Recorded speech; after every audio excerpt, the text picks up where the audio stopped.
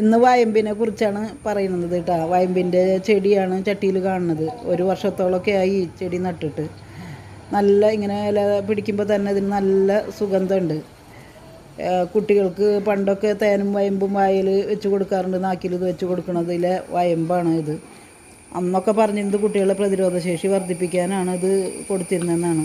പറിക്കാൻ കണ്ട നല്ല ബുദ്ധിമുട്ടുണ്ട്. ഈ കിഴങ്ങ് ഇങ്ങനെ വൃത്തിയാക്കി എടുത്തിട്ടാണ് നമ്മൾ ഉപയോഗിക്കുന്നത്. നമ്മൾ കുളിക്കുന്ന വെള്ളത്തിലൊക്കെ വയമ്പിൻ്റെ ഒരു കഷ്ണം ഇലയുടെ ഒരു കഷ്ണമൊക്കെ ഇട്ട് കുളിച്ചാൽ നല്ല സുഗന്ധം ശരീരത്തിനുണ്ടാകും. ചെടിച്ചട്ടിയിൽ ചെളിയും മണ്ണും ഒക്കെ ചേർന്ന മിശ്രിതത്തിൽ ഒരു ചെറിയ ചെടി നട്ടാൽ പൊടിച്ച് വന്ന് ധാരാളം കിഴങ്ങ് നമുക്ക് കിട്ടും. ഈ കിഴങ്ങാണ് കണ്ട നല്ല തിക്കായിട്ടാണ് ഇത് നിൽക്കുന്നത്. കണ്ട വേരുകൾ നിറയെ ഇതിൻ്റെ ഉള്ളിലാണ് കിഴങ്ങ് നിറച്ച് നിൽക്കുന്നത്.